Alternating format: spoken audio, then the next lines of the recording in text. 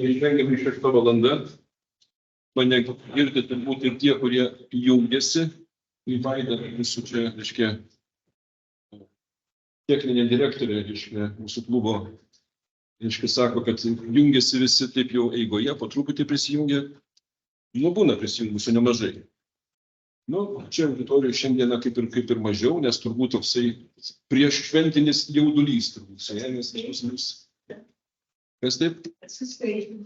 Atsiskaitimai studentam. Bet, reiškia, čia toksai negandų laikas, reiškia, skaitimai. Bet nieko, viskas būtų veikta. Tai va, mėlyje, aš turiu paskelbti, kad, reiškia, šiandien esame 10-ajame klubo susirinkime šiais metais. Žodžiu, gana rezultatyviai mūsų klubas veikia. Beveik kas mėnesį šiais metais turėjome klubo renginius. Tematika, kaip matote, visa įvairiausia, nuo geomitologijos iki grunto užterštumo tyrimo ir valymo.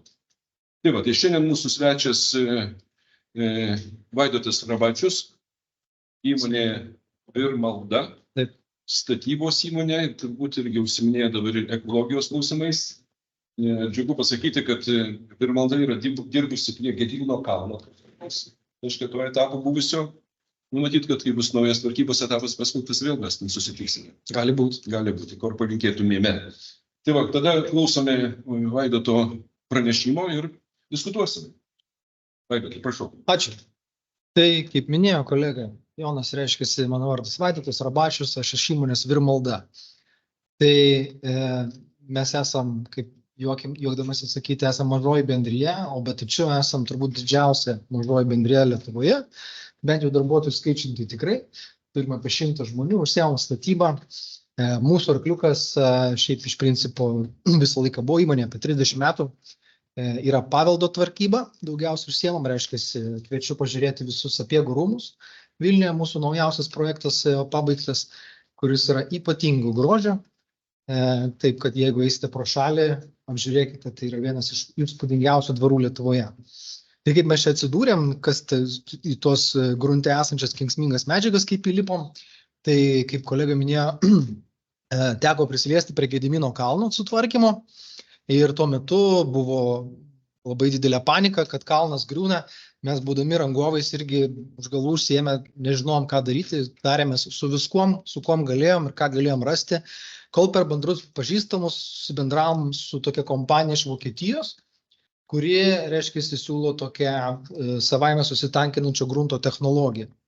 Mes jos pasikvietėm į Lietuvą, apžiūrėjom kalną, taip susipažinom su ta technologija. Savaime susitankinantis gruntas, tai reiškia, yra tų technologija, kur paėmė gruntą, reiškia, esantį vietoje, įdedi mineralinės kilmės ryšiklių, cementas, bentonitas, kalkės ir įvairius kitokie dalykai ir gauni fiziškai, reiškia, pakeitė to grunto savybės, jį sustiprinį, jis geba atlaikyti apkrovos, niekur nejuda ir taip toliau panašiai.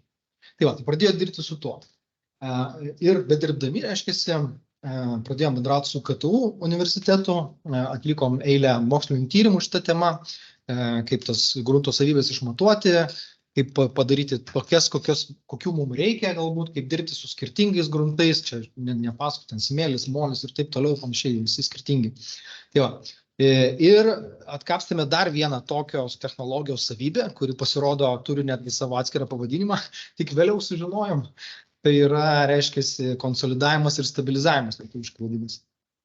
Tai va, tai atlikome mokslinius tyrimus ir šitoje kryptyje, reiškia, su KTU pagalba pabandėm imobilizuoti grunte šešiavalentį chromą.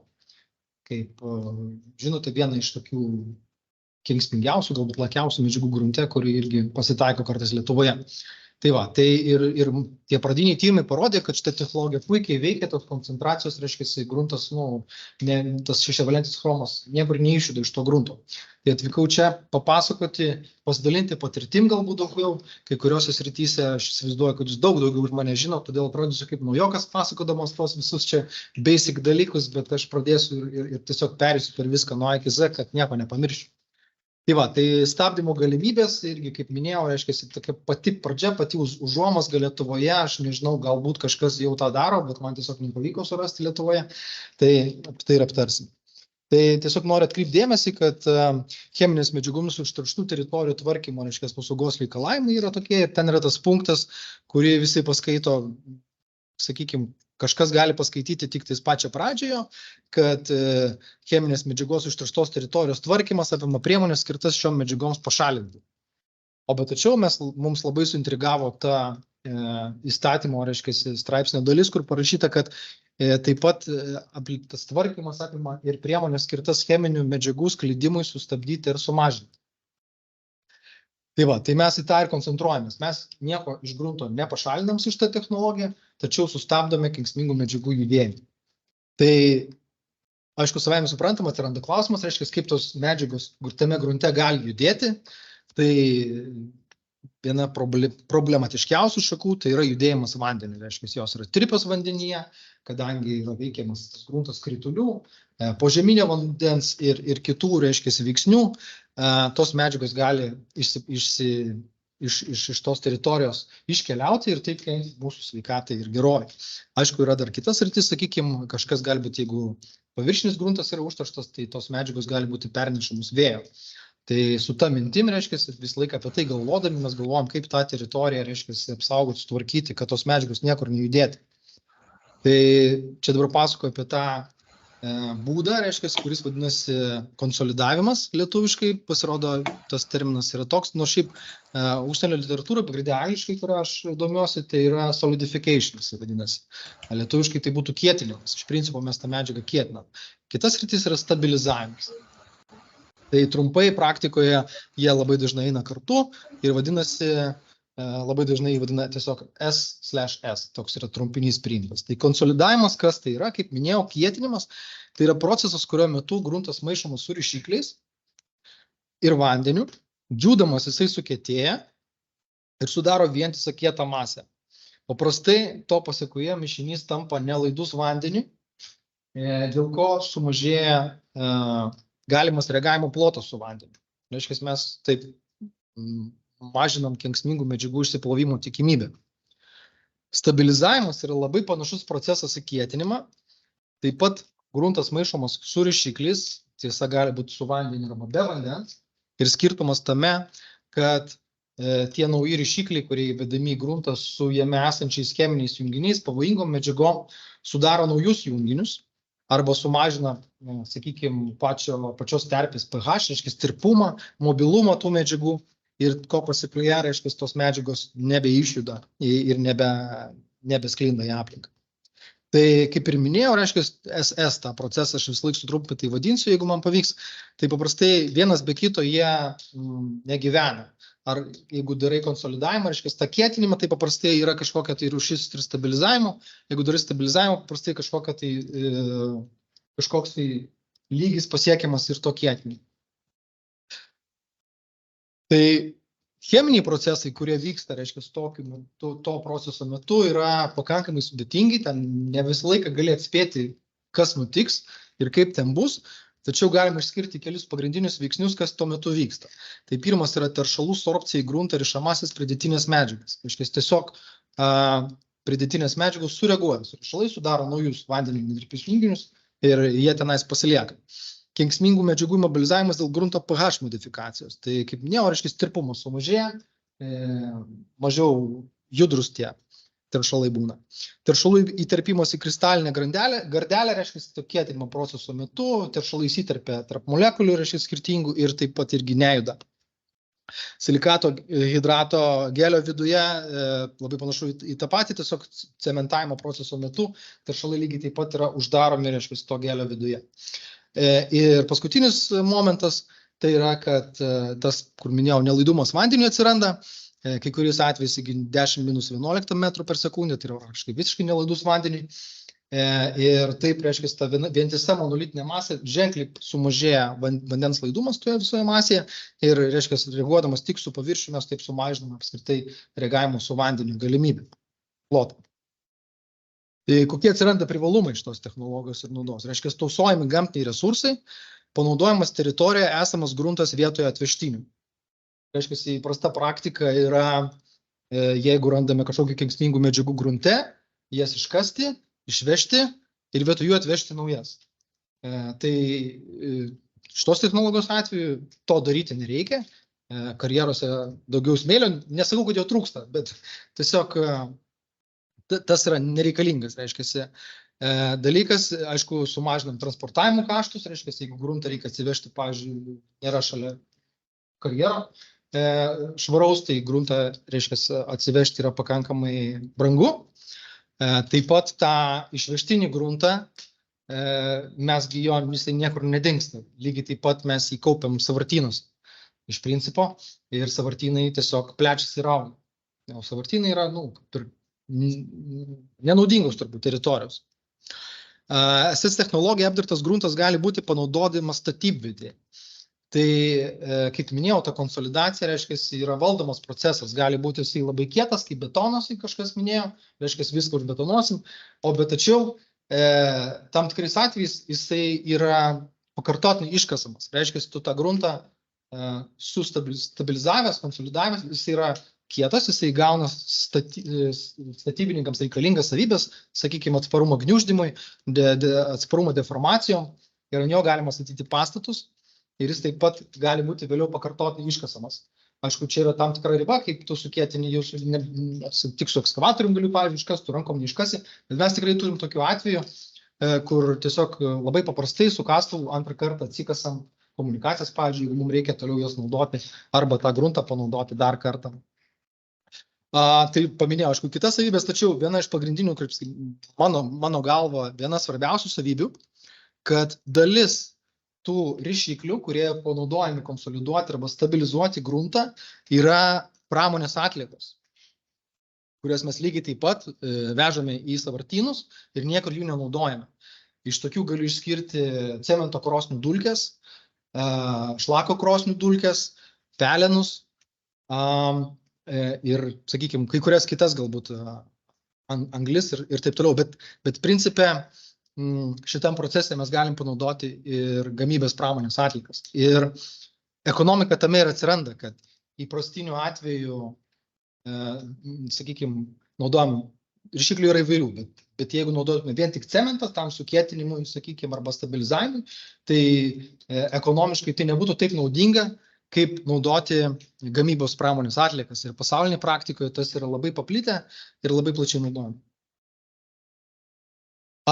Tai Lietuvoje, kaip minėjau, tokia, mano supratimu, yra pradžia šito viso proceso, tačiau Europos Sąjungoje yra labai daug pavyzdžių, reiškiasi, ir aš atlikęs tokią mini analizę įstatymų, randu užuominas apie šitą procesą kažkokios, bet jos tokios vos ne vienu sakiniu kartais užsimenamos, kad ir, pavyzdžiui, dėl gruntų pagerintų rišikliais bandymo nurodymų, paskutinis punktas, irgi ten yra paminėta, kad gruntus pagerinant rišikliais, jie gali stabdyti į aplinką išsiplaunančias kenksmingas medžiagas išsiplaunančias į aplinką, bet daugiau nieko nepaaiškiname, kaip ten tą daryti, nei kaip naudoti.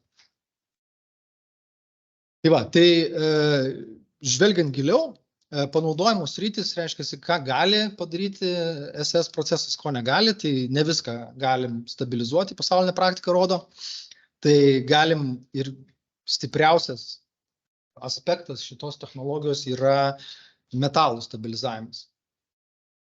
Toliau, reiškia, ne metalų stabilizavimas taip pat įmanomas, tačiau jisai, sakykime, šiek tiek mažiau taikomas. Ir organinių teršalų principė naftos produktų tam tikrų stabilizavimas, solidifikavimas yra įmanomas, tačiau tai sakykime, nusileidžia šiuolaikiniam technologijom, kurios Lietuvoje irgi plačiai paplitusios, visokios naftos valymo technologijos yra, mano supratimu, pranašesnės, tačiau kai tarša yra kompleksinė, solidifikacijos ir stabilizacijos procesas gali būti geresnis sprendimas. Tai reiškia, probleminiai elementai pasauliniai praktikai yra įrodyta, kad galima stabilizuoti stibį, arseną, barį, berilį, kadmį, kobaltą, varį, chromą, šviną, gypsidabrį, nikelį, seleną, sidabrą, talį, cinką. ir turbūt dar kažką, ką neužrašiau, bet tikrai nemažai.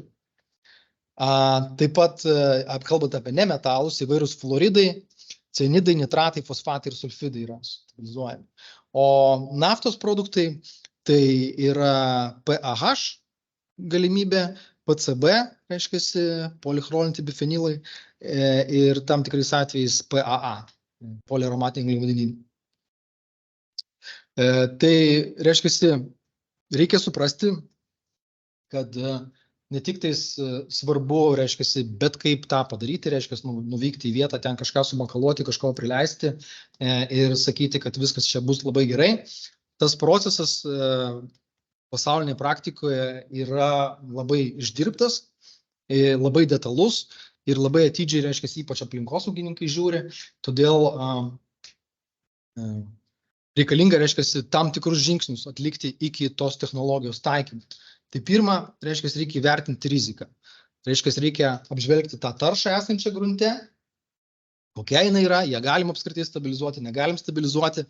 Reiškia, tą taršą sumodeliuoti, kokiais būdais jinai galėtų klisti, kokie yra gruntiniai vandenys, gal kažkokie vandens telkiniai yra šalia, kaip reagavimo su krituliais, pralaidumas ir visi kiti dalykai. Reiškia. Tik tą visą kompleksą įvertinus, galim pasakyti, ar tikslinga, ar apskritai įmanoma šitą technologiją taikyti. Tada prasideda tyrimų ir planavimo procesas, kuris irgi yra labai svarbus. Reiškia, nepaisant to, kad technologija yra daug kartų taikyta pasaulyje ir dabar pradėta taikyti Lietuvoje, kiekviena situacija, kiekvienas, reiškia, taršos šaltinis ar grunte esančios medžiagos, kiekvienu atveju yra skirtingus. Praktiškai nėra vienodų. Todėl kažkoks tai know-how arba galbūt kažkokia tai praktika yra, tačiau visą laiką reikia išbandyti tą teoriją praktiškai. Reiškia, reikia pasiimti grunto pavyzdžius, reikia atlikti begalę tyrimų, sumaišyti skirtingų ryšiklių proporcijas ir tada ištirti tą galutinį rezultatą ir taip įsitikinti, kad tai, ką mes suplanavom, reiškia, tai iš tikrųjų tas kenksmingas medžiagas užrakina viduje ir jos neplinta į aplinką. Tada atsiranda, reiškia, ir ekonominis aspektas, reiškia, ar tai, ką mes padarėm, apskritai apsimoka, gal iš tikrųjų neslėpkim, visi skaičiuoja tos pinigus ir tie teritorijų savininkai lygiai taip pat tą daro. Galbūt šitas metodas yra tiesiog per brangus. Pavyzdys, per brangi technika, per brangus tas pats procesas ir tai, ką mes visi vaizduojam, tai šitam užsakovas, sakykime, netinka. Tai va, ir tik tais, jeigu visos šitos sąlygos yra išpildytos, galima pereiti prie solidifikacijos procesų įgyvendinimo, kuris irgi lygiai taip pat yra, sakykime, turėtų būti labai griežtai prižiūrimas, labai griežta turėtų būti kokybės kontrolė. Reiškia, mes savo praktikoje kaip darom, tai reiškia, imam mėginius kiekvieną dieną iš to, ką padarom, reiškia, kokius mišinius, reiškia, padarom kiekvieną dieną arba, sakykime, netgi kelis kartus per dieną imam pavyzdžius tos medžiagos, reiškia, tada jos formuojam ten iš jų kubelius, reiškia, atliekam mechaninio atsparumų bandymus, atliekam kitus bandymus ir žinom, reiškia, kad tai, ką pažadėjom, iš tikrųjų praktiškai ir įgyvendinam. Jeigu pastebim kažkokių tai netitikimų, netitinka tų užsibrėžtų mūsų tikslų, tai tada, reiškia, tą vietą mes turim perdaryti. Tai yra toks nuoseklus tas visas gamybos procesas, kurį irgi tinkamai suplanavus galima tą vietą išspręsti. Čia tokį algoritmą parašiau, jisai labai ilgas yra ir nežinau, ar labai čia apsistoti, bet reiškia, pirmas dešiniai, kairiai pusė, teisingai, čia kairė. Kairiai pusė, reiškia, tas yra tos prielaidos, reiškia, su kuo mes dirbam, tai yra koks taršos modelis, reiškia, labai svarbu, reiškia, peržiūrėti, kokie yra tikslai, iki kokio lygio mes norime tas medžiagas sulaikyti, kokie yra reikalavimai, reiškia, per vidurio veiksmai, ką mes darom, tai reiškia, nustatom tikslus, sukuriam tas savybės prognozuojamas. Tada, reiškia, atliekam bandymus tinka, netinka, ir jeigu netinka, vėl einam į tą peržiūrį, vėl specifikacijas, procesus, peržiūrėm gal kažkokį neįvertinam kažkokio tai kito veiksnio šitam visam modeliavime ir vėl koreguojam formulę ir darom iš naujo. Paprastai, jeigu projektai yra dideli, tai atliekam ir tokie pilotiniai bandymai. Tai reiškia, pačioje pabaigoje, pasitvirtinam visą teoriją, išbandom tos mažus mėginius, sakykime, to grunto, paprastai yra atliekami tokie pilotiniai bandymai. Tai reiškia, gyvai kažkokia tai jau toje vietoje, kur norim gruntą tvarkyti, arba atsitveriam kažkokią tai aikštelę, arba kažkaip kitaip suformuojam tą bandymų atskirą poligoną, pasiemam tą gruntą, žiūrim, kaip sekasi jį maišyti, nes maišymo technologijos irgi yra labai įvairios, reikia, kad gruntas būtų homogeniškas, kad tas visas mišinys būtų homogeniškas, kad, pavyzdžiui, nebūtų jame jokių stambių frakcijų, stambių dalių ir taip toliau. Tai vat, darome tokie pilotiniai projektai. Ir tik patvirtinus, kad pilotiniam projekte norimos grunto savybės yra pasiektos, galim dėti toliau, reiškia, tvarkyti visą teritoriją. Taip paprastai darosi. Tai SS metodai skirstomi dvi dalis, in situ ir ex situ, turbūt visi žino apie tai, reiškia, tai iš principo pasikartoti tik tai galiu, kad in situ, tai kai mes grunto iš niekur neįdom ir neiškasam, viskas vyksta po žeme, principe, o ex situ, tai reiškia, užterštą gruntą iškasam ir tada jį sumaišom su rišikliais ir arba padedam atgal ten, kur jis buvo, arba išvežam į kitą vietą, arba net galim, pavyzdžiui, yra tokia reikiamybė, tai tą gruntą pervežam kažkur tai surišti ir tada grąžinam atgal, arba kažką, kas yra nuspręsta su juo daryti. Tai yra ex situ procesų schema. Iš pradžių gruntas yra atskiriamas, ekraniais, sietais, reiškia išsijojimas. Jeigu yra per didelės frakcijos, jos yra suskaldomos, susmulkinamos, gali būti magnetinis separavimas ir tada prasideda maišymo procesai. Priklausomai nuo medžiagų yra taikomi įvairūs maišymo procesai. Gal vėliau matysim nuotraukose, kartais yra maišoma ekskavatoriais, tiesiog vietoje kasama ir kaip toksai, kaip smėlio dėžė, reiškia, maišom visą tą mišinį darom.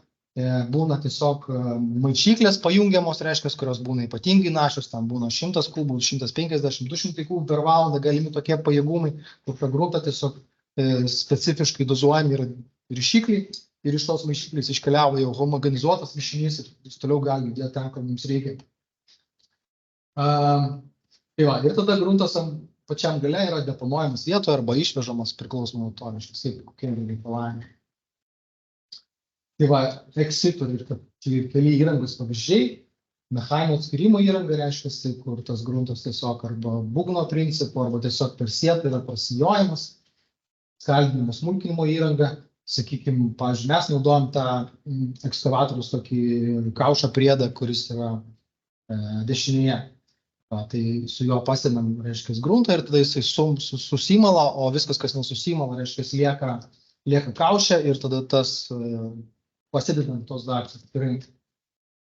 Maišymo įranga, pavyzdžiui, gali būti, čia matysim tokio uosto pavyzdys, gali būti vos ne kaip atskiras toks betono mazgas, gali būti, jeigu apimtis yra labai didelės, o gali būti toksai nedidukas savaeigis, reiškia, savaeigė tokia nedidukė maišyklė, svarbu, kad tiesiog jis sugebėtų užtikrinti kokybę, būtų pakankamai tikslus grunto, vandens ir šamųjų medžiagų padavimai. In situ procesų sistema šiek tiek paprastesnė, kadangi gruntas yra nejudinamas, tai yra tiesiog sausų ir šlapių rišiklių silosai, jie prijungiami yra prie in situ maišymo aparato, paprastai tai būna sraigtas, toksai prie ekskavatorius arba prie krano tvirtinamas sraigtas, kuris grevimas yra į žemę ir žemėje, reiškia, ta, kaip pavadinkim, ją kolona yra sumaišoma su rišikliais, vėliau tas sraigtas ištraukia ir ta kolona reiškia sukiptėja. Tai va, čia yra in situ įrangos pavyzdžiai. Sakykime, per vidurį matosi puikiai tas sraigtas, kuris leidžiamas į žemę, o dešinėje viršui matosi kolonų ta schema, reiškia, visos tos kolonos yra persidengiančios, kad apimtų visą teritoriją. Kiekviena kolona turi, sakykime, savo koordinatės, iš kiekvienos kolonos yra įmimi mėginiai, kad įsitikinti, kad joje esantis gruntas yra tikrai reikiamų savybių ir jame esančios kenksmingos medžiagos neišsiplauna. Ir jeigu kažkurioje, pavyzdžiui, kolonoje, sakykime, sunumeruotoje randame netitikimų, tai tada būtent žinome, kurią vietą reikia pataisyti ir iš naujo pergrįžti ir vėl iš naujo patikrinti. O pačioje yra nuotrauka tiesiog jau sukietėjusio stabilizuoto grunto, jis atrodo kaip cementas, bet atsiprašau, kaip betonas atrodo, nes šiuo atveju reikalavimas matyt buvo arba tiesiog reikalingas buvo toks sukietinimas ir jau pakartotinai iškasti tokį daiktą yra sudėtinga. Tai va, tai kaip minėjau, šitą technologiją pasaulyje yra jau seniai taikoma. Anksčiausius pavyzdžius, kokius aš randu, yra 1970. Tai gaunasi, kad jau 50 metų yra pirmam projektui, bent jau galbūt ir vėlesniam. Tai ir šalis yra, kaip čia pasakyti, tokios išsivyščiusios, nežinau kaip, aišku, aplinkosauginiai reikalavimai ir griežtesni negu Lietuvoje ar ne, bet, sakykime, yra tikrai pavyzdžių Airijoje, JAV, Jungtiniai karalystiai, ypatingai daug Suomijoje, Švedijoje, kadangi ten daug uostų, bet taip pat yra Belgijoje, Vokietijoje, Kanadoje, Australijoje, visur. Tai parašau kelis pavyzdžius, tiesiog supažinti, kaip tas procesas vyksta ir kokios yra galimybės, sakykime, kaip pasaulis daro. Pirmas pavyzdys yra chemijos metalo pramonė Gentas Belgija. Ir teritorija kažkokia tai buvo gamybinė teritorija, kažkokia tai gamykla, kurioje, reiškia, kuriam norėta iš naujo, reiškia, panaudoti, ten toliau plėsti ir vystyti. Jie buvo rasti sunkieji metalai, konkrečiai arsenas ir įvairūs cianidai. 135 000 tonų buvo visa projekto apimtis. Reiškia, ir daliai tos teritorijos buvo keliami mechaninių savybių reikalavimai. Tai 17 megapaskalio deformacijos modulis buvo reikalingas, reiškia, tolimesniai statybai. Tai va, tai iš principo ten buvo dviejų tipų tarša. Buvo nuotrauka dešinėje matosi toks raudonas gruntas, reiškia, ten buvo berods cianidai, jeigu tiksliai atsimenu, ir toksai baltas ten gipso kažkoks tai ir grunto mišinys. Ir jie ten turbūt buvo sunkių metalų, sakykime taip, aš dabar neatsimenu, bet esmė ta, kad tiesiog skirtingiam tiem gruntam buvo pritaikyti skirtingi rišikliai. Dabar, kad prisiminčiau, turbūt cianidam buvo zero valent iron, tai geležies, zero valentinė geležis, kaip čia lietuviškai, nežinau versti. Kaip?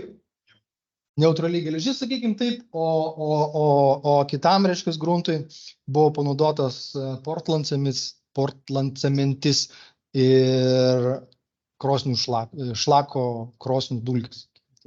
Tai teritorija sutvarkyta, nežinau, tolimesnės paskirties, bet, reiškia, projektas buvo sėkmingas. Toliau, pavyzdžiui, Belgijoje buvo kepurių gamyba.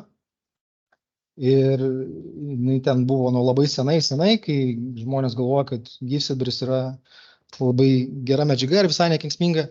Ir ten, žodžiu, tame grunte kažkaip jie odą ten aplinkui ten, reiškia, dirbdavo tą odą, su gyvsidabriu ten kažkaip jie apdirbdavo ir aišku, nieko nesisaugodavo, ir buvo jokių reikalavimų, čia prieš labai daug metų tas vyko, reiškia, buvo rastas gyvsidabris. 10 000 tonų reikėjo tokio grunto sutvarkyti ir toje teritorijoje buvo planuojama gyvenamoji statyba. Kaip ir, jautri, sakykime, žmonės ten norėjo gyventi, jautri ta visa teritorija. Tai va, tai nuotraukose matosi, kaip tas procesas vyko. Tai iš principo, kaip pasakojau, tas tokios smėlio dėžės principas. Tiesiog su ekskavatorio kaušų pagalba buvo tas visas gruntas permaišytas. Ir, reiškia, rišiklis, pavyzdžiui, irgi buvo geležies pagrindų, kažkoks tai geležies pagrindų rišiklis. Tai ne viskas yra sucementuojama, kaip čia kolegos sakė, reiškia, yra naudojami ir kiti rišikliai. Čia yra Amerikoje labai populiari sritis šitos technologijos suskystintų dujų gamybos. Reiškia, yra tokios teritorijos, čia konkrečiai New Bedford, ir taikomas yra in situ metodas. Reiškia, yra kolonų planas paveikslėlėje ir kitoje pusėje matosi reali nuotrauka, kaip tas procesas vykdomas. Tai reiškia 5000 kubių naftos produktais buvo užteršta ta teritorija. Tiksliai nepasakysiu kokiais, tačiau lygiai taip pat yra galimybės, reiškia, ir suskystintų dujų gamybos vietose, buvusiose vietose šita teritorija labai daug pavyzdžių, reiškia, yra taikoma ir pritaikoma. Toliau yra medžio apdirbimo pramonė Švedijoje. Čia buvo teritorija, reiškia, norėta paversti viešų parkų šitame miestelėje, tačiau paaiškėjo, kad prieš tai buvo kažkokia medžio apdirbimo įmonė, kuri ten mirkė tos medžius visai apdirbinėjo ir paliko po savęs, reiškia, labai smarkiai užterštą tą teritoriją. Tai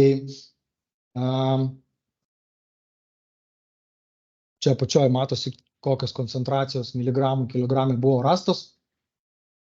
Ir, reiškia, ne visą šiuo atveju, pavyzdžiui, pavyko apdirbti iš tos technologijos pagalba, reiškia, dalį teko išvežti, bet 31 000 tonų, tai yra visai, mano supratimu, nemažai, reiškia, buvo stabilizuota vietoje. Rišiklis irgi lygiai taip pat tas pats geležis. Tai tokia įdomi nuotrauka. Čia yra Londonas. Ir Londone buvo toksai, reiškia, ir yra jisai rajonas, kur nuo Viktorijos laikų buvo pelkė ir pamažu, reiškia, miestas nuo Viktorijos laikų tenais veždavo visas savo statybos, gamybos ir visokias atliekas ir ten pildavo. Ir pamažu ta pelkė išnyko, reiškia, atsirado sausuma, kaip aš suprantu. Ir toje vietoje, reiškia, sugalvojo Londono valdžia statyti olimpinį kaimelį ir olimpinį stadioną. Toje vietoje. Tai, aišku, buvo rastas tos visos neįtikėtinai kenksmingos medžiagos ir teritorija buvo labai jautri, reiškia, olimpinis stadionas, olimpinės žaidynės, viskas turėjo būti atlikta laiku ir pagal aukščiausius, reiškia, standartus. Tai dalį visos tos teritorijos, pavyzdžiui, irgi buvo pasirinkta sutvarkyti SS tuo metodu. Nelabai matosi turbūt tos lentelės, bet kaip pavyzdys, va, čia yra naftos produktai, naftalenas, fluorenas, antracenas ir visi kiti, reiškia, buvo sumažinti iki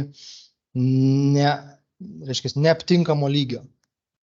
Nu, sakykime taip. Tai va, tai kadangi teritorija buvo jautri ir viena iš pirmųjų Jungtinėj Karalystėj, tai šis procesas buvo ypatinga aplinkos apsaugos agentūros, reiškia, vietinės žinia ir buvo reikalauta labai daug bandymų ir įrodymų, tačiau, reiškia, projektas įgyvendintas. Vienas iš didžiausių, ilgiausių, sudėtingiausių pavyzdžių, kurį pavyko rasti, tai yra Sidnėjus, bet ne Australijai, o Kanadai. Ir ten gamino koksą, bet ne tą, kuris labai linksmina, o tą, kuris naudojamas plieno pramonėje. Tai vat, matosi, reiškia, nuotraukose, visa šita įlanka, reiškia, ten į tą upelį ar upę, ten buvo pilama viskas, kas tik įmanoma, pasidarė ten didžiulė pelkė ir visa ta teritorija buvo ypatingai užteršta sunkiaisiais metalais, aromatiniais anglies vandeniliais ir visokiais kitokiais naftos produktais. Teritorija yra didelė, reiškia, ir labai ilgai buvo svarstoma, ką su ją daryti, kaip paversti miestui naudingą erdvę. Buvo sugalvota viešas parkas, patvirtintas projektas, ilgas labai ir sudėtingas, apimtis viso projekto yra 750 000 tonų. Sudėtingas projektas buvo todėl, kad yra nuolatinis vandens poveikis, ne poveikis, bet nuolatinis, sakykime, galim sakyti, gal ir poveikis, reiškia, reikia teritorijas nusausinti, aukštas gruntinio vandens lygis, tas teritorijas apdirbti technologiją, pakreipti, sakykime, to upelio vagą ir viską padaryti irgi, sakykime, protingų laikų ir dar tilpti į biudžetą. Tai kažkur buvau užsirašęs skaičius, reiškia, jeigu man pavyks greitai jos rasti, bet 70 000 kokybės kontrolės puslapių dokumentų buvo, reiškia, šitam visam projekte. Buvo, jau pameluot, 400 milijonų biudžetas, sakykime taip. Buvo per daug metų atliktas, reiškia, skirtingom reikėjo išpumpuoti tūkstančius tonų vandens, reiškia, atskirti atskiras teritorijas, sutvarkyti, vėl paleisti. Ir pabaigoje gavosi štai toks dalykas. visai neseniai buvau užėjęs į Google Maps, reiškia, nuotraukas. Tai va koncertas buvo ten šiukšlių primėtyti visur, tai va toj, kur yra ta aikštelė, va ten kažkoks vykęs koncertas, tai reiškia, nu, teritorija yra naudojama, reiškia, parkai, takeliai ir taip toliau. Viena iš perspektyviausių galbūt šakų šitos technologijos, nežinau, kiek čia aktuali yra, sakykime, geologijos galbūt tarnybai, tai yra uostų plėtra. Uostai susiduria su specifiniam problemom, paprastai visos uostų teritorijos, akvatorija aplink uostą yra užterštos, tai ten turi skirtingas užterštumo klases ir jeigu yra 4 kategorijos užterštas gruntas, jie faktiškai turėtų tą visą gruntą deponuotis tam tikros aikštelės. Tai yra milžiniški kaštai, nenaudinga teritorija, o su kuo jie susiduria, tai yra toksai cheminis junginys tributilalavas. Tributilalavas yra naudojamas laivų dažuose, kad apsaugoti laivus nuo dumblių, principe. Tai va, ir tas tributilalavas yra ypatingai kenksminga medžiaga, aplinkosauginių požiūrių labai mažos yra leistinos koncentracijos. Tai tokio grunto dėl tributilavo pagrindė iš tikrųjų yra labai daug. Tai va, ką padarė turkų uostas Suomijai ir labai nemažai iš tikrųjų uostų Suomijai, Švedijai, tai jie naudoja šitą technologiją ir 2 zuikius užmuša vienu šūviu. Reiškia, gilina uostą, kasa tą kenksmingą dumblą ir atkovoja, reiškia, pila jį, pavyzdžiui, atveju tą lagūną. Supilta tą lagūną, 88 000 tonų to užteršto dumblo ir 100 kilopaskalių, reiškia, atsparumas gniuždymui pasiektas, reiškia, ten galima statyba, principė taip, reiškia, ir vakarų paskui tai yra maišyklė, tas visas betono mazgas buvo pasitelktas, sakykime, toksai mini, tai va, ir tada, reiškia, jie turi ir naują krantinę. Lygiai taip pat daro ir Lietuva. Tai yra nemažai tų projektų uostas į ateitį Klaipėdos uostas numatęs ir iš čia atsiranda mūsų ta jau praktinė patirtis šitoje srityje. Tai prieš dabar neatsimenu kiek metų uostas gilinos ir dabar, iš tikrųjų, projektas baigėsi tas visai nesenai, reiškia, gilino teritoriją ir visą užterštą gruntą jie pildavo į tokius geotekstilės maišus, matosi pačia dešinėje nuotrauka, gal kažkas ir žino netgi gyvai, čia laikraščiai rašė ir apskritai, ir turi va tokį, sakykime, nežinau, daiktą. Jie turi tokį daiktą, kuris, sakykime, užima vietą, krantinė yra brangus malonumas, iš principo tai yra pinigai, naudot niekam negalima ir jie ieško būdų, kaip ir, reiškia, turėtų kažkokių alternatyvių technologijų. Va čia, sakykime, mes pakuždėjom jiem, kad taip galima padaryti, tada jie pažiūrėjo į pasaulį, sako, taip, tai tikrai galima padaryti, paskelbė konkursą poveikio aplinkai vertinimo, kuriame mes sudalyvavom ir parengėm visą projektą. Tai vat matosi čia kaušia, kaip atrodo tas iškasamas dumblas, jisai yra užterštas, vėl ten visas kokteilis tų medžiagų yra. Ir, reiškia, mes irgi su tų pačių partnerių Vokietijoje pagalba, jie turi daugiau patirties, ieškojom tinkamų ryšiklių, tinkamų, reiškia, medžiagų, kaip visas tas medžiagas įmobilizuoti, stabilizuoti tame grunte, reiškia. Ir kartu turėjom ir mechaninių savybių reikalavimas, reiškia, 45 megapaskalio EV2 toksai yra rodiklis. Nežinau, kiek jūs susidūrė su juo, bet žodžiu, turi būti pakankamai kiekis. Tai va, tai čia va trumpas filmukas, kaip faktiškai tas procesas atrodo, čia yra Vokietijos Rostoko uostas. Tiesa, mastelis yra, aišku, ženkliai mažesnis negu, sakykime, Klaipėdo ar kitų mano pavyzdžių, bet iš principo taip. Vat ekskavatorius nuo baržos arba nuo platformos, ilgastrėlis ekskavatorius, reiškia, kasa tą gruntą. Gruntą reiškia, negalima siurbti žemsiurbį, per didelis vandens kiekis ir perkrauna į baržą. Reiškia, taip pagilinam akvatoriją, gruntui neleidžiam niekur išplisti, reiškia, tada toje baržoje su tokio pačio kaušo, kaip, pavyzdžiui, mes naudojam pagalba, yra tas gruntas, vienas dalykas homogenizuojamas, nes turi būti ta drėgmė pasiskiršius vienodai, antras dalykas ko tik uoste nėra randama. Ir padangų, ir virvių, ir visokių akmenų, ir sakykime, atskiriam tokias, kaip čia, mechaninę taršą, nežinau, visokius pašalinius daiktus, kad tas gruntas būtų, sakykime, tiesus skystas gruntas. Tada, reiškia, šiuo atveju jie perkrovė į dar vieną talpą į baržą ir jau dabar iš tos baržos, reiškia, semia, tas ekskavatorius tas gruntas yra susmulkintas, homogenizuotas, reiškia, pakankamai vienodas, yra matuojamas drėgmės kiekis jame. Jie šiuo atveju čia perkrauna į dar vieną konteinerį, o iš to konteinerio tada jau ima ir krauna jau į tą maišymo įrenginį, kuris yra kaip mobilus betono mazgas, nedidelis, paduodami yra, matosi, viršui vasilosas, tai ten turbūt cementas yra viena iš rišančiųjų medžiagų šiuo atveju, maišyklė, maišo tą visą daiktą ir va, šiek tiek matosi, kaip jis atrodo, toksai kaip košė, kartais primena betoną, bet ne visada.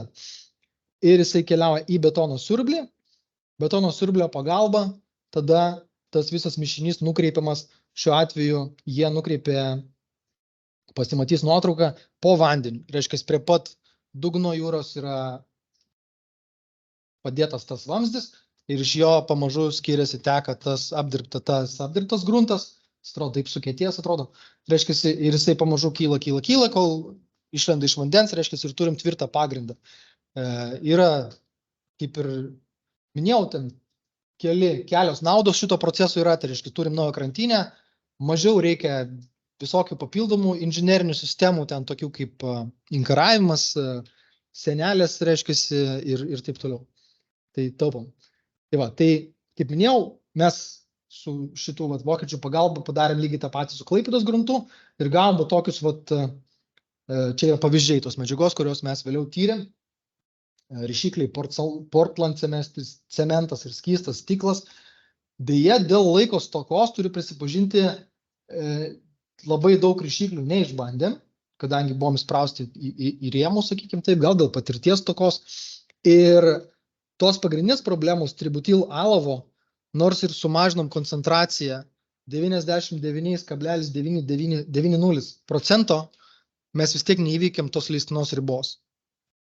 Todėl, ruošdami, reiškia, poveikio aplinkai vertinimą viso to proceso, turėjom priimti papildomas priemonės, iš principo izoliuoti tos medžiagos sąlytį su vandeniu. Tai ataskaita yra vieša, jie galim paskaityti, bet iš principo tenais tokiom skirtingom celėm atitveriam nuo jūros, naudojam irgi geotekstilę, kad ta medžiaga nereaguotų su vandeniu. Mano giliu įsitikinimu, kadangi turim pasaulinę praktiką, buvo tik laiko klausimas, kokių ryšiklių dar papildomai įvedus arba pakeitus būtumėm pasiekę tas norimas ribas ir būtumėm išvengę to papildomo ribojimo su vandeniu. Tačiau aplinkos apsaugos agentūra, kadangi tai yra naujas procesas, žiūri pakankamai griežtai ir mes norim, kad tas projektas, sakykime, gautų pritarimą iš jų pusės, todėl priėmėm papildomus priemonės. Nors teoriškai to reagavimo su vandeniu nelabai ir gali būti, nes, sakykime, jūros vanduo neveikia, iš viršaus yra asfaltas planuojamas uždėti, ir iš lietus nelyja, gruntinius nepakyla vanduo. Taip, dėl šventos ramybės. Toliau, daugiau teorinis pamąstymas, pavyzdžiui, turėjom irgi projektą dėl elektrėnų elektrinės kaminų demontavimų. Tiek tose elektrėnų kaminuose esančios plytos, jos buvo nuspręsta nugriauti tos kaminus, jos plytos yra labai užterštos sunkiaisiais metalais, ten viskas dega ir tai mes pasiūlėm ir iš tikrųjų buvom atlikę pradinius tyrimus, kad sutrupinus tas plytas ir pridėjus, reiškia, ryšiklių, būtų galima, pavyzdžiui, panaudoti kaip statybinę medžiagą tą mišinį ir kurį irgi deponuoti vietoje, pavyzdžiui, elektrinės reikmėm, reiškia, kažką ar po keliais pakloti, ar kažkur kitur panaudoti ir taip pat išvengti. Kitas rytis, kur pasaulyje yra užsimena apie tai trumpo amžių, mažai ir vidutiniškai radioaktyvių atliekų saugojimo procese naudojama šitą technologiją, tai pagrinde kaip nepralaidumo vandeniui barjeras. Naudojam bentonitą arba tą patį cementą ir vienas iš sluoksnių, kuris saugo tokias saugyklas, galėtų būti, pavyzdžiui, šitos technologijos pagalba paruoštas gruntas. Tai va, tai savo prezentaciją tą baigiau, parašiau tokius klausimus diskusijom, nes kaip ir minėjau, labiausiai norisi pasakyti, ką mes čia esam padarę, ką mes sužinojom, bet labai norisi išgirsti ir jūsų nuomonę, ir jūsų galbūt klausimus ir pastebėjimus, kodėl jūs, sakykime, galbūt kažką girdėjote apie šitą technologiją, kodėl Lietuvoje iki šiol yra netaikoma ir taip toliau. Gal yra klausimų kažkokių?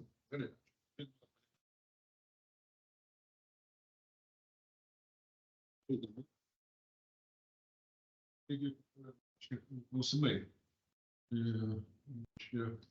Kodėl ta technologija šiol nebuvo taikoma? Nežinau. Pas mus yra įmonė grunto valymo technologijos.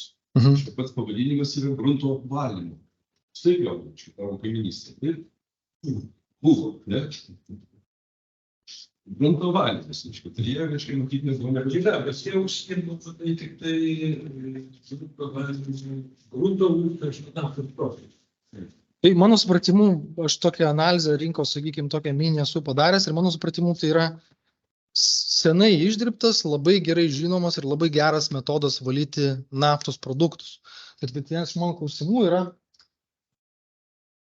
paskutinis SS metodui tinkamos kabutėse taršos paplitimas Lietuvoje. Jūs turbūt daug geriau žinot, ar apskritai tokių panašių objektų, kaip aš vardinau, ar apskritai Lietuvoje yra.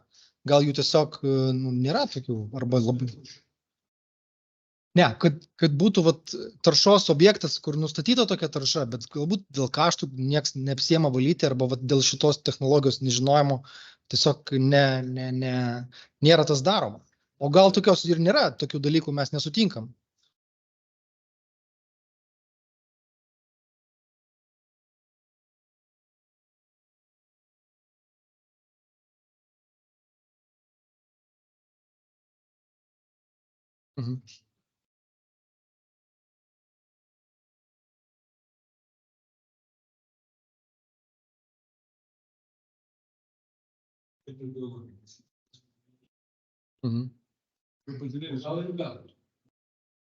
Pažiūrėjus į kažkuriais metais, kur 99 metais buvo išleistas Lietuvos geocheminis atlasas, rodantis sunkiųjų metalų koncentracijas visoje Lietuvoje ir atskiruose miestuose, kaip antai paėmė Šiauliai, Alytus, Vilnius. Tai koncentracijos sunkiųjų metalų tiesiog rodo buvusios pramonės vietas. Nereikia ieškoti žemėlapio Google, bet pažiūrė žemėlapį Šiaulių, žinai, kur buvo Vairas, žinai, kur buvo, Elnio odų fabrikas. O apie tą Elnio odų fabriką aš esu girdėjęs, kad ten yra chromo.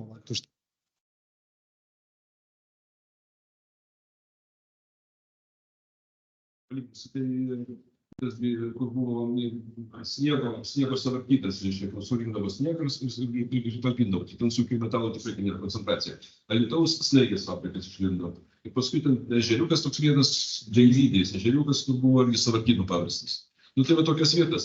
O Šnipiškės, tai koncentracijos, pavyzdžiui, sidabro pramoninis. Pagal nuodingų iškasenų klasifikaciją, tik vienas pramoninės koncentracijos. Bet ką, Šnipiškės visas uždentos. Turtingiausias Vilniaus rajonas. Super. Prašau, pažiūrėtas. Žiūrėkit, klausimas yra, pavyzdžiui,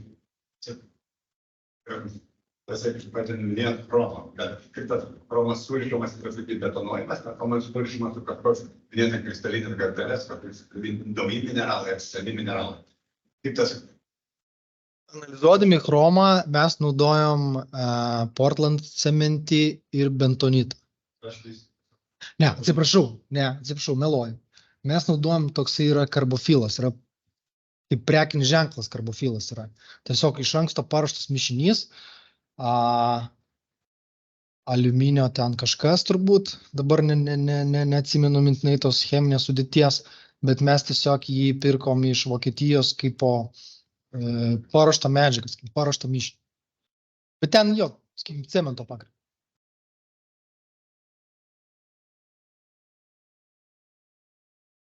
Portland cementas tik priimtas tokia viena rūšis iš cemento. Cementų yra labai daug rūšių.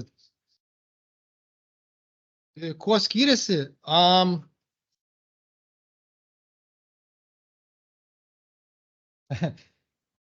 Tiesiog yra skirtingos formulės, aš dabar nepasakysiu, sakykime, ko skiriasi, bet yra pagrindiniai cemento, jeigu rodikliai, tai yra rišimosi pradžia, stiprumas maksimalus, rišimosi greitis, kaip Akmenė gamina iš tikrųjų 3 rūšių cementą, kiek aš žinau. Ir pavyzdžiui, Klaipėdos uostui mes naudojam CEM3 cementą. Tai CEM3 cementas su raidelėmis SR, tai yra sulfatam atsparus cementas, reiškia, kadangi yra numanomas poveikis jūros vandeniu, todėl reikalingas būtent šita cemento rūšis. Plus, bent jau kaip man paaiškino kolegos, nesu čia labai kietas, tai kad yra sudėtingesnė cheminė formulė, reiškia, daugiau elementų jame yra, daugiau visokių tai junginių. Ir tada padidėja tikimybė tiem junginiams sureaguoti su kažkuom, kas yra šitame grunte, sakykim taip. Bet Portland cementas yra vienas iš pigiausių tiesiog variantų. Jo.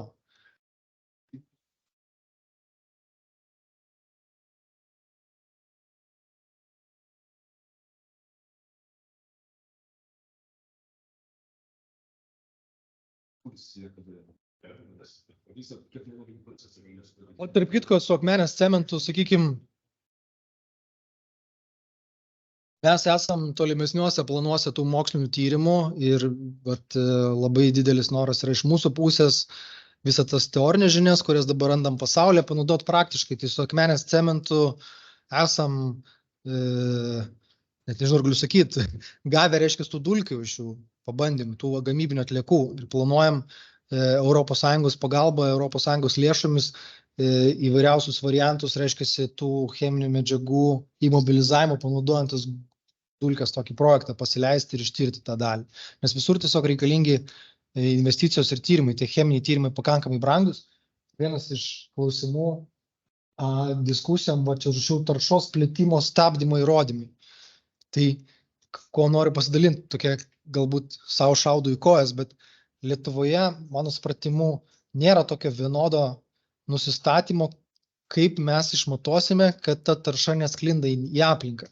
Kaip užsienio šalis daro, tai yra patvirtinti standartizuoti metodai išsiplovimo, reiškia, paimam tam tikrą kiekį medžiagos, tam tikrų būdų, plaunam jį vandeniu, yra įvairiausi būdai to darimo ir tada matuojam, kiek tų medžiagų yra tame vandenyje. Ir taip preziumuojam, kad ta koncentracija yra vienokia ar kitokia. Iš tikrųjų, kaip pasakyti, jeigu ta medžiaga yra, sakykime, po žeme arba veikiama lietaus vandens gruntiniu, tai reikia labai gudriai ir teisingai sugalvoti, ar tas mūsų bandymas, kurį mes darom, atitiks tas realias sąlygas, kurios yra gamtoje, reiškia, kur bus reagavimas to grunto su vandeniu kažkokiu. Tai va, tokio konsensuso, mano supratimu, Lietuvos įstatymuose nėra. O bet tačiau, jeigu žiūrint sąvartynų, tai reiškia, eksploatavimo, tvarkymo taisyklės, kaip tas ten vadinasi, dabar neatsimenu, tai jie naudoja, pavyzdžiui, olandišką standartą. Nyderlandų. Tai olandišką standartą naudoja šitiem dalykam išmatuoti, nes jie lygiai taip pat, pavyzdžiui, toksiką, ką daro, kaip mes tas visas medžiagas nuvežam kenksmingas ir visą kitą, tai jie ir užbetonuoja, grubiai tariant. Tik jie naudoja ženkliai didesnės koncentracijas, reiškia, betoną ir paskui matuoja to metodu. Kaip aplinkos agentūra, sakykime, mes dabar ir ginamės kur paskui tą projektą ginamės prieš juos, kaip jie pažiūrės į tai, ar mūsų metodas yra, pavyzdžiui, tinkamas ar netinkamas, aš dar nežinau. Tai va, tai vienas iš tokių, nežinau, diskusijų arba klausimų, su kuo mes dabar dirbam, taip kaip teisingai įrodyti, kad va, ta tarša neplinta, kokiu metodu. Gali būti labai daug variantų. Gali būti labai daug variantų, nes tas pats reiškia skaitiklis ir kuriame tas vanduo gali būti irgi įvairių sudėti.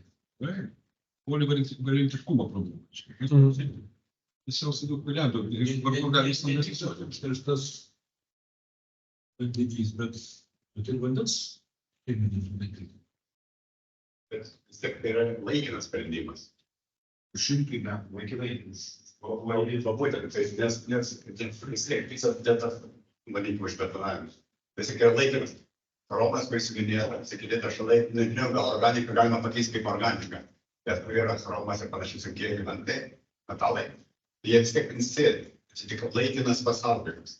Nes kai galbūt, kai išveža kažkur, pasako, kad čia yra saugykla, čia nevyks. Bet kai padaro tokias ir po 100-200 metų vėl pradės visas tas kromas. Čia nėra, nes atsimenu, gal čia mane pataisys ir esi truputį padaras. Kai aš buvau studentas, buvo tokia irgi mintis, visus tuos sunkiuosius elementus kažkaip atskyręs, aš neatsimenu, aš kaip termometrą ant pulso, toks šitą gyvūnas pasakant. Bet deda į čerpės molį. Tas molis irgi šiek tiek suriša ir galvoja visam. Čerpės pradėjo kristi nuo skolų, pradėjo dulėti ir tas klaida vėl tas klydas. Tai mano atsakymas yra toks, vieningos nuomonės ar kažkokio konsensuso dėl ilgamžiškumo galbūt nėra, skirtingi autoriai skirtingai traktuoja. Yra autorių, kurie sako 1000 metų ir yra, kurie sako ten 100 metų. Turbūt labai priklauso, kaip jūs sakot, nuo elementų, nuo situacijos. Tačiau nuo portland cemento priklauso tikrai. Ar kokybiškai akmenė sumalė. Bet ilgiausias yra nuo tų 70 ar netoli to yra, kur padaryti Amerikoje tie procesai ir jie iki šiol yra stebimi. Tai iki šiol, reiškia, 50 metų plus minus veikia. Dabar, aišku, reiktų man pasižiūrėti konkrečiai kokios ten medžiagos, kokiu būdu ir kaip ten, bet yra monitoringas atliekamas šitų dalykų ir 50 metų veikia. Tai aš nežinau, kiek čia to laikinumo.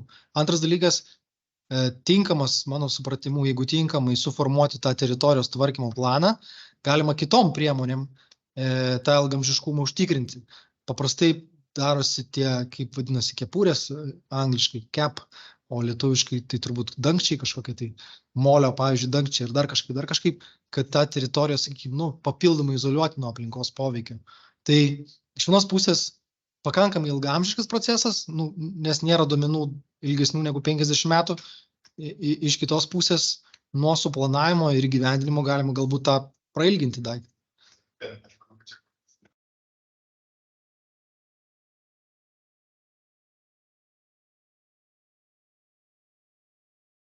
Metų parkuose. Ir tai skaičiuota laikinai. Tai faktiškai 100 000 metų. Taip. Nu, tai jo. Atliekų dar niekas nepakasi niekur. Iš pirmieji, man atrodo, galėti. Ne, Suomiai pirmieji, Olžgymoto, pirmasis projektas. Panašiai, 100 metų, ir tai stebėsi laikinai. Tai jeigu, pavyzdžiui, kur dabar Klaipėda, ten, pavyzdžiui, rodė tam parkas, kad po 100 metų pasikeis tam aršą, panašiais, stovės ir padės. Kaip bus, pavyzdžiui, pastatytas kažkokie pastatai, panašiai ką įvyks. Ne, šitą pastatą 4 kartus, tai čia koks liūdų. Ne, bet kai yra saugykla, tai yra saugykla. O čia kažkokia laikina saugykla, bet reikia gal pažymėti. Tai be abejo. Ne, tai... Kad istorija neužtirštų.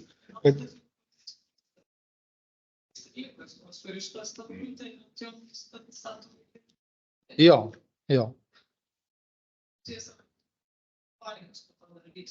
Dažniausiai taip. Aš priklauso nuo teisinių regalavimų ten skirtingose šalyse, bet dažniausiai vykdomas tam tikras monitoringas, taip, kad įstikint. Negaliu pasakyti, bet...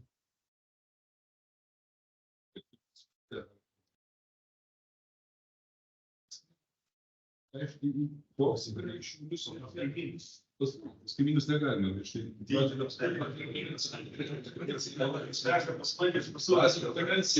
Bazinė konvencija draudžia. Senai išvežtos, radioaktyvios atliekos iš viso pasaulio suvežtos į Kazachstaną. Kazachstanas kovoja, reiškia, buvo radioaktyvias atliekas. Mes turime erdvės, turime viską, turime savipalatinstą, viskas. Didelė šalis. Negalime. Kiekviena šalis susitvarkyti savo atliekomis. Tai reiškia, gerai, išvežam. Tai gerai, kiek transportas kainuos, kiek dulkių, kiek emisijų, taip toliau. O vietoj iš to grunto iškasto iš uosto akvatorijos su visais tributilavu bus paprasta krantinė. Tai ekonomiškas sprendimas, ar nepraskonomiškas, bet ar tikrai logiškas. Tai kas yra? Kas yra? Nieko nėra. Jonai, yra tai vienas dalykas pasaulyje. Amžina yra meilė. Amerikos prezidentas sako, kad mirtis ir mokesčiai. Death and taxes, jo. Tai amžina.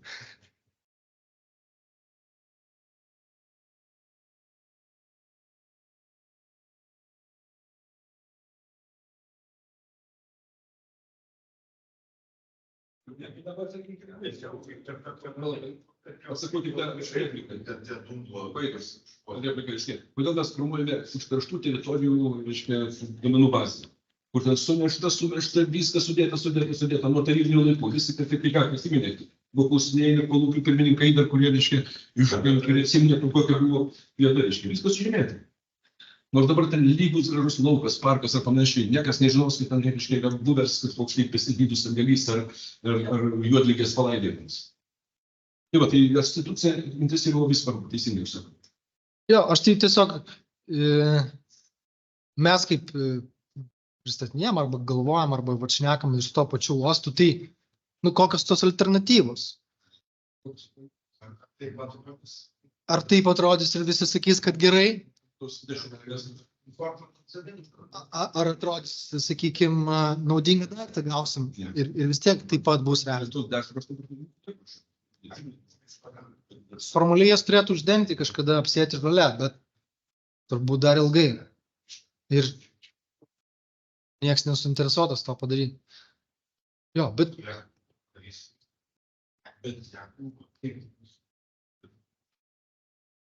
Čia ekspertas yra minėjote, išniausia maišymas grūdas, o pavyzdžiui taikote technologiją, kad nors laistyti insitu grūdą ir jo nereikia apsirtėlis. Pavyzdžiui, po pastatų pamatais. Apie tokį nesu girdėjęs, ne. Jos pityrė valstybės, susidėjo kaip grūdai laikantis matą. Supratau. Ir dar domėjotės, galima kuo, tarkim, užpildyti, užpūsti tuštumas esančias po žemę, natūralias. Taip, tai čia pačioje pradžioje, kai pasakojau apie savaime susitenkinančią grunto technologiją. Tai jinai, iš ko jinai gimsta. Šitas mūsų daiktas gimė iš tai to išmoksiu.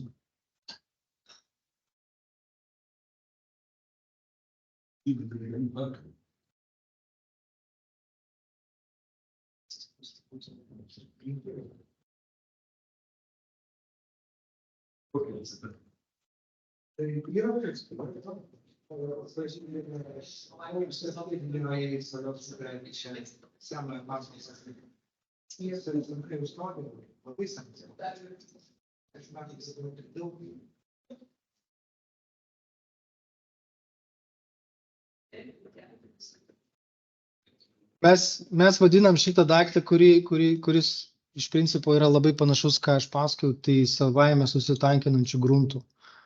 Čia yra, matot, vamzdis, mes jį per vieną pusę pilam tokią košę, pavadinkim kažkaip kaip skystį, o jisai vėliau sutvirtėja ir patampa, gal čia matosi, kastuvas įkastas į tą daiktą. Tai jisai būna visiškai takus, reiškia, ir vienas iš tų dalykų, ką daro, tai ertmių užpildymas. Ir kaip realų projektą galiu parodyti tokį objektą Lietuvos. Nieks čia nežino, kas. Nieks nežino, kas per objektas. Ir jie turėjo išplovas po vienu iš privažiavimų, sakykime, aptarnavimo kelių. Jos atrodo po tokių, tai čia visas vaizdas atrodo. Tai yra lietus. Ir čia matosi tokia susidariusi po kelių. Tai vėlgi mes pasiūlėm savo daiktą, čia taip labai sunkiai matosi, bet matosi, kad teka tenais po to miško, mes gręžiam reiškias skylės, prijungiam betono siurblį ir leidžiam į tas po tom betoniniam plokštėm. Tam tikras ten yra Archimedo jėgos visokie dalykai vyksta, bet iš principo yra pilnai užpildomos tos ertmės. O jos, pavyzdžiui, gali svyruoti nuo 2 ten iki 5 cm, iki centimetro, gruntas yra pakankamai takus, kažką problemų spręsti. Jis jau atrodo taip, kaip pilam. Čia betonas? Ne, čia ne betonas. Jisai yra, sakykime, betono stiprumas yra 200, tarkime, 400 megapaskalių. Šito daikto yra 4 arba 2 megapaskaliai, atsparumas gniuždymui, sakykime. Tai va, bet jisai sukietėja, reiškia, pakankamai pakankamai kietas, kad atlaikyti šitos apkros keliais ir va čia matosi. Plokštė, kaip jisai užpildo, o medžiaga čia matosi. Jisai yra būtinai užpildo. Tai mano atsakymas taip, į artimes ir turim patirties ir galim, ir tai yra daroma. Bet tai jis negali atsiprašau, kaip perdarbo, kai tu pašalų. Kaip čia teršalai, ne, čia nesusijęs teršalai, čia tiesiog, kaip, sakau, iš ko gimė, iš to Gedimino kalno, iš to yra, tiesiog mes vadinam taip kaip grunto problemų sprendimas, sakykime taip. Jeigu taip trumpai, tai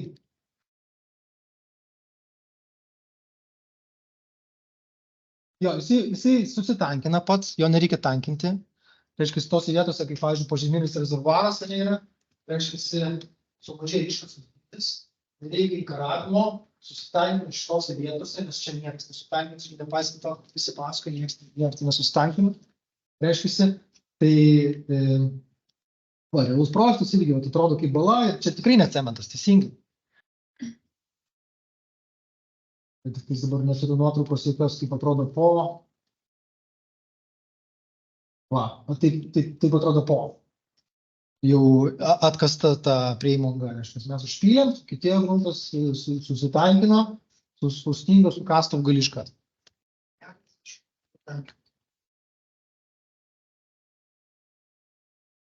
Mes čia padarėm tiesiog tokį iš medžio, sukalėm tokį kaip apalavkė vadinasi, gal nelabai žinau čia. Reiškia, taip tiesiog buitiškai be jokių ten specifinių priemonių, taip ir užpylėm ir paskui išėmėm. Viskas aplinkui yra gruntas, tas gruntas perdirbtas.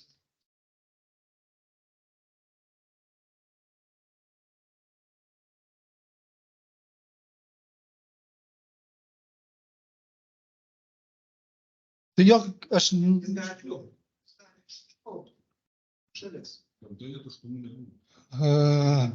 Ką jūs turite išplaukti ir kur tada nuplaukti?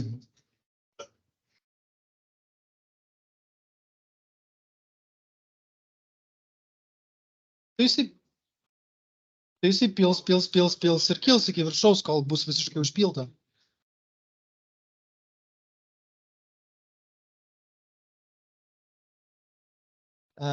Šiaip tai projektinis sukietėjimas yra 28 dienos, jeigu taip kaip mes norim, kad būtų kaip pavedam, sakykime, taip ir ką mes tyrėm, betono standarto taip pagrindų yra šitas skaičius, bet vaikščioti ant tokio grunto galima po dienos. Vaikščioti ir jisai bus toksai minkštas, toksai kaip težus toksai daiktas, bet jau kad būtų tvirtas, mes sakom 28 dienos, nes mūsų taip standartas pareigoja. Jo, tai kažkur, bet čia,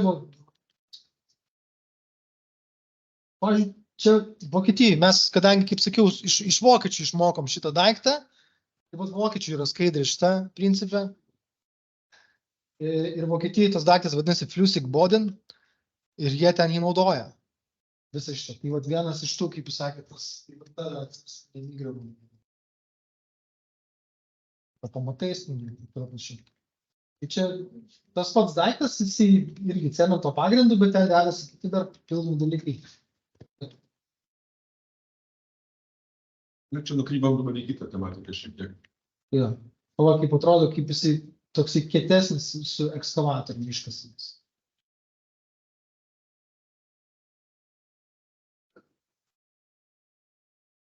Ne, nu va. Viskas, 24 paros. Nu, turbūt mažiau, bet jo. Bet vat jisai pakartotinai iškasamas yra. Bet gali būti, nu, kietesnis, gali būti kietesnis, kur tu... Jo, tai tada bus iškasamas tik su to atskelimo plaktuku, nu, bet jisai irgi susitrupins. Pavyzdžiui, aš kaip darau bandymus. Jo, tai visiškai teisingai. Nereaguoja, pasisavina kiek reikia ir nereaguoja paskui. Vandeniu nepralaidus.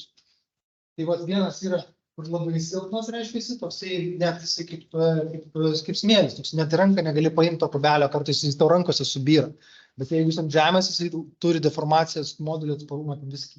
O tas jau ten, sakykime, jau didesnis, presas didesnis, jau reiškia, Tai kadangi didesnis presas, tai jau virš 1 megapaskalio, tai, bet irgi, nu, su plaktuku taukšt ir jisai visas išsilaksto šalis. Jis silpnas. Bet tai čia aš ką rodau, tai yra tas solidifikacijos, ta dalis, ta konsolidacijos dalis čia yra. Nes, kaip minėjau, iš 2 dalių susideda. Tai kai kuriais atvejais, pavyzdžiui, galbūt užtenka pabandymų įsiaiškinti, kad ir to užtenka, sakykime, nereikia ten kažkokių rengių. Bet pagrinde šita dalis irgi, sakau, kaip naudojama, kad yra naudojamos gamybinės atliekos dar. Tos tie visi šlakai ir pelenai ir taip toliau. Tai va, toje vietoje irgi yra didelė ekonomika. Jeigu yra suinteresuotų ir iš tikrųjų. Gerai, ačiū. Sėkmės.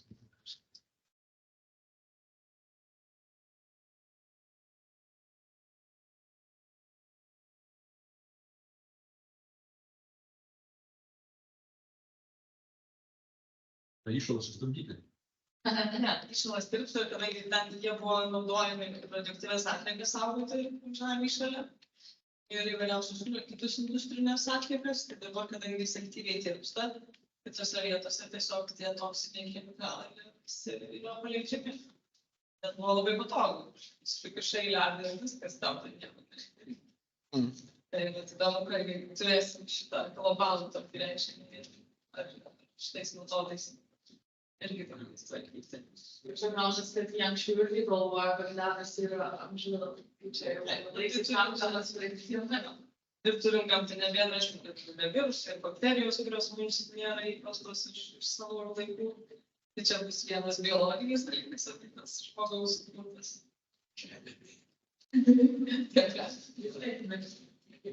Nu, ką, kolegos, įdomi diskusija. Ačiū labai. Tai seksime jūsų patirtį, nebijokite, reiškia, mums labai įdomu, kaip jums ten seksis įgyvendinti projektą Klaipėdos uoste. Turbūt, reiškia, žiūrėdami kūrybiškai, galbūt tada rasime, ką nors patarti, kad toks metodas egzistuoja. Žiūrėsim, dar jums galėtų tęsti toliau dėl teisinio reglamentavimo, bet tai čia pas ministerija. Jo, tai aš iš savo pusės tiesiog irgi pabaigai galiu pasakyti, kad viena iš problemų, su kuria susidurime mes, tai yra tiesiog tos patirties kaupimas ir tų problemų galbūt žinojimas. Tai mes skleidžiam tą žodį ir prašom visų tų, kurios mus girdi, skleisti mums žodį, jeigu yra kažkokia tai problema susijusi su šitom medžiagom ar teritorijom ar problemų grunto, kurias mes galėtum spręsti ir, kaip čia pasakyti, viens kitam tokiu atveju padėsim. Mes norim kuo daugiau ištirti ir siūlyti tuos sprendimus.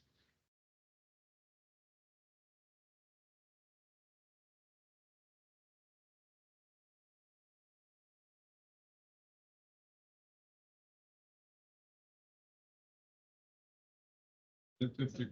Čia daug pengas. Mes turim nevaisiai daug ir šitas ir visai. Lėčiau būtų. Dėl to problema eliuato, ne, kad šitas vanduo iš sutvirtintos medžiagos jokiam nesudėtis eliuatorius. Ir šiek tiek tyrinėta, pamėgų susiminėjimų. Taip. Tai sakau, kokiu būdu mes tą eliuatą gausim yra labai svarbu. Kokiu būdu mes tą eliuatą ištirsim, tai beveik visur yra tas standartizuotas tyrimas. Bet, pavyzdžiui, jeigu mes paimsim tą gruntą ir jį panardinsim, norėsim ištirti jame esančius naftos produktus ir panardinsim į eliuatą, kuris yra gruntui skirtas, sakykime, ten yra su tirpikliais, tai mes gausim tos pačius neigiamus arba, kaip sakyti, blogus kabutėse rezultatus, nes tie tirpikliai ištirpins tos naftos produktus ir mes pamatysim, kad ten jie yra, nes jie niekur nedingsta. Už tai ir, jo, tai va. Gerai, ačiū. Gerai, tai ryšys bus palaikomas, Vaidotai, ir jums suteikiama unikali galimybė šio auditorijai, reiškia, pareikšti, kad jūs norite tapti Lietuvos geologų sąjungos nariu. Be abejo. Būtinai. Iš jungtinės prieš kalėdinės nuolaidos taikomos. Ai, tai yra mokama. Palaukit. Iki šiol viskas buvo gerai.